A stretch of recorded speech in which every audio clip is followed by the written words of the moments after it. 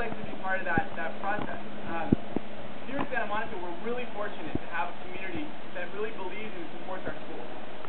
You know, that's demonstrated through a wonderfully generous public use agreement we have with the city. That's demonstrated through a passage of partial taxes, Measure R, and bond measures. It's supported. It's also reflective of the fundraising that happens with our parents. You know, we have the Education Foundation, the EPA, people from around our community who decide to really invest in our schools.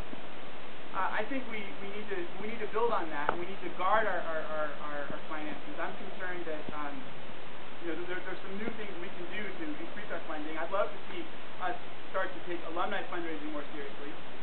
You know, I went to an undergraduate institution that dogged me every 5 minutes for contributions, and I realized that Samo High, for example, needs that money so much more than Harvard. And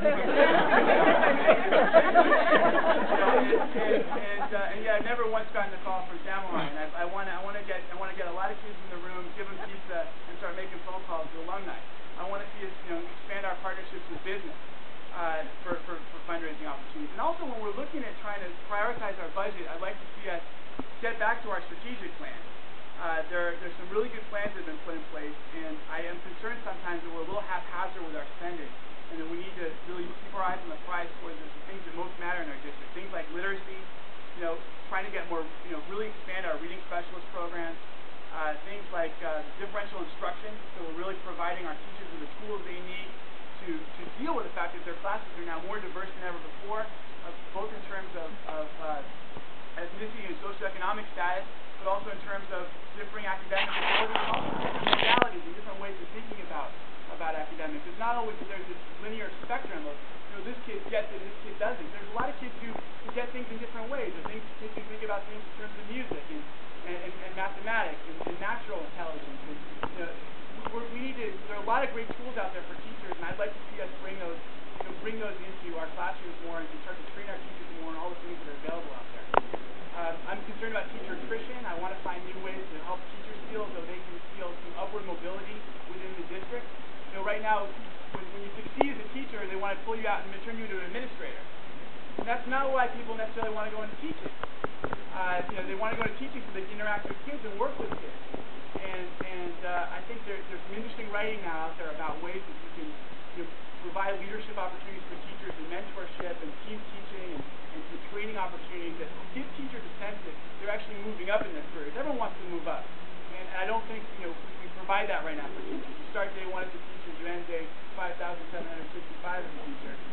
Or that's a year, it's a new year.